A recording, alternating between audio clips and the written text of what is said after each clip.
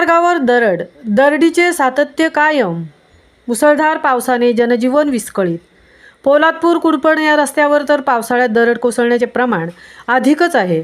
रविवारी दुपारच्या वेळेस पोलादपूर कुडपण रस्त्यावर दरड कोसळून महाकाय दगड रस्त्यावर आल्याची घटना घडली आहे.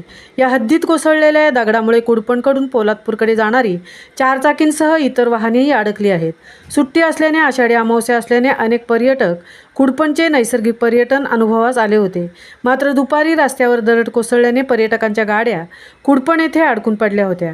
पोलादपूर तालुका हा दरडग्रस्त तालुका म्हणून ओळखला जातो. पोलादपूर तालुक्यातील बहुतांशी गावे डोंगर माथ्यावर असल्याने येथे जाणारे रस्ते देखील डोंगरातून किंवा डोंगर फोडून काढण्यात आले आहेत. पावसाळ्यात पावसाचे प्रमाण वाढले की या रस्त्यांवर दरड कोसळण्याचे सत्र हे सुरू झाल्याचे पाहायला मिळते. गेल्या 24 तासात पोलादपूर शहरासह तालुक्याला पावसाने दमदार सरींचा मारा केला असून शनिवारी 87 मिलीमीटर तर रविवारी सायंकाळपर्यंत पावसाचा जोर जास्त होता. तालुक्यातील आजपर्यंत 331 मिलीमीटर पावसाची नोंद झाली आहे. रविवार सकाळपासून मुसळधार पावसाने तालुक्यातील नद्या दुथडी भरून वाहत होत्या. कुडपण मार्गावर दरड कोसळल्याची माहिती आपत्ती व्यवस्थापनाला मिळताच तहसीलदार कपिल घोरपडे यांच्या पुढाकाराने तातडीने दरड हटवण्यासाठी JCB घटनास्थळी पाठवत दरड बाजूला करण्याचे कार्य सुरू करण्यात आले.